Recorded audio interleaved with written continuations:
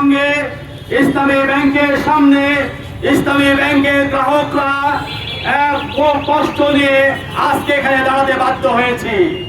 আপনারা জানেন এই বাংলাদেশের অর্থনীতিতে যখন টালমাটাল অবস্থা ছিল, স্বাধীনতা উত্তর দুর্ভিক্ষের হাতছানি দিচ্ছিল, 1983 সালে একদল উদ্যোক্তা ইসলামী ব্যাংক প্রতিষ্ঠা করেছিল। 1983 সাল থেকে হাঁটি হাঁটি পা পা করে বাংলাদেশের অর্থনীতিতে গুরুত্বপূর্ণ ভূমিকা রেখেছে এই ইসলামী ব্যাংক।